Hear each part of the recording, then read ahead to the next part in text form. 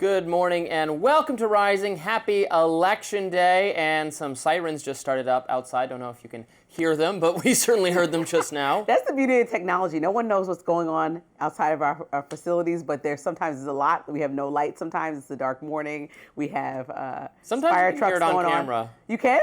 I was on Fox once a couple years ago, and they were doing renovations to the building. You know, it's the big building in New York, not this building. Okay. And I was on with Kennedy, my friend, on Fox News, and she was just like, "Oh my God," because you could just our desk was shaking. Oh, you hear that the jackhammer? Ridiculous. Well, coming up on Rising, former Vice President Dick Cheney has passed away. We will look back on his legacy and what his family members have to say. Plus, Congressman Ted Cruz and New York City mayoral candidate Andrew Cuomo are criticizing Zoran Mamdani after he received support from the UK's Jeremy Corbyn. And Democrats are slamming the Trump administration after they agreed to partially fund SNAP benefits, saying the White House should go further. But first, Robby, what's on your radar? Well, a continuation of what I had to say yesterday, Ben Shapiro is now speaking out. The conservative commentator spent his entire show yesterday on a monologue denouncing Tucker Carlson for interviewing Nick Fuentes, a self-proclaimed anti-Semite and racist who's nevertheless gaining influence among Gen Z MAGA types. Fuentes has been persona non grata on the right for a long time, but young conservatives, they disagree with older conservatives about U.S. military aid to Israel, and Fuentes' long-standing opposition to that policy is attracting younger members of the GOP, particularly males, to his way of thinking. And yeah, that is worrisome because while I too think the U.S. should be less supportive of Israel, Fuentes has a whole host of other views that are bad and insane. He thinks women fantasize about being raped, that Adolf Hitler was objectively cool, and that most black people should be put in prison. And so Shapiro is calling him out, and he's also calling out Carlson for interviewing Fuentes without fundamentally challenging him on any of his crazier statements. Let's watch. The issue here isn't that Tucker Carlson had Nick Fuentes on his show last week. He has every right to do that, of course. The issue here is that Tucker Carlson decided to normalize and fluff Nick Fuentes, and that the Heritage Foundation then decided to robustly defend that performance. Those who criticize both Tucker and Heritage aren't canceling. They are quite properly drawing a moral line. Later in his monologue, Shapiro explained that people like Tucker Carlson, who platform such ideas and then don't debate them, have no place in the conservative movement. Let's watch.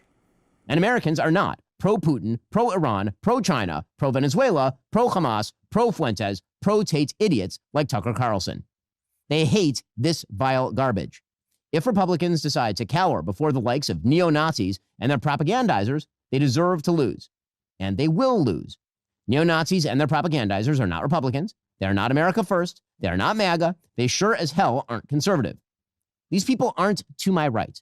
They are not attached in any way to the fundamental principles of conservatism. Now look, I like and admire Ben Shapiro a lot. I also like Tucker Carlson, even though I disagree with him quite often. I do think he should have grilled Fuentes harder. It's fine to spend some of that interview asking Fuentes personal questions about how he arrived at his views, but at some point, if your guest is known for repeatedly claiming that Hitler was a hero, you have to call him out on that. So I agree with conservatives who are saying that fringe racists and anti-Semites should be vigorously denounced, not canceled, mind you, but debated and then defeated. That said, pro-Israel conservatives need to be honest about the reason that Fuentes is gaining ground. It's not because love for Hitler is spreading or that young people are becoming more racist and more anti-Semitic. I just don't believe that. It's because Israel's recent actions, its military campaign over the course of the last 2 years, is a major image problem for that country.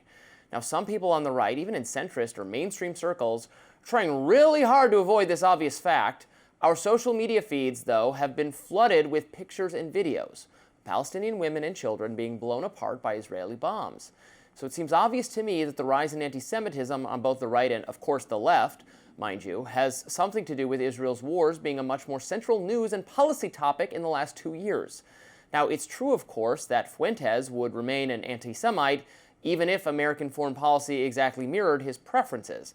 And anti-Semitism, one of the world's oldest prejudices, will endure in the hearts and minds of all too many people, regardless of what happens.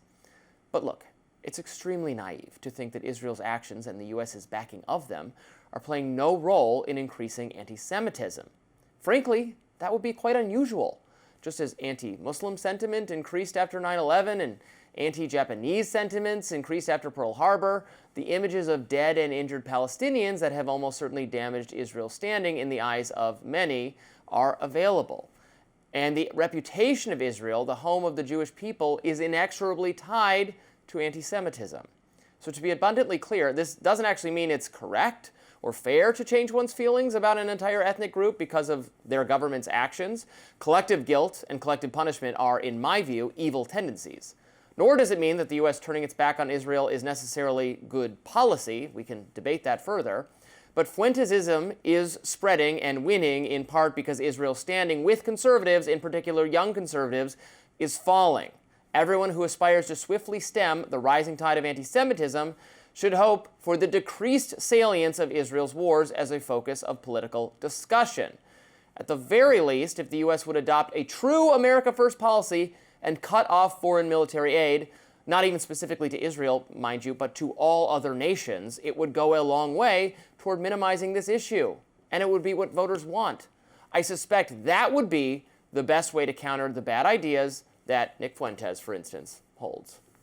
I think Ben Shapiro made a good point. I mean, just like the same way that I don't want to be attached to anybody who's on the most fringe parts of what people are describing or attaching to a party, I don't think that anybody in a party should absolve or take in those views that are just straight up wrong, right? We're talking about racism. We're talking about people that have no moral ground to stand on. So why are we even inviting them to the conversation? And I think when you talk about identity politics within MAGA, I'm looking at what just happened with the New York Young Republicans that had racist Nazi messages in their group chat. That should just be easily condemned in the same way that Fuentes should be easily condemned. They're not now invited to talk about why they're being racist. They can go learn it on their own. I don't feel like it's up to the person that understands the history of this country to always explain to somebody why, or the history of the Holocaust, to explain to somebody why they belong at the table. Once you just read a book, then you can come to the conversation and talk about Israel, because it's not the only thing that Fuentes is saying. And so by inviting him in and saying, then challenge him,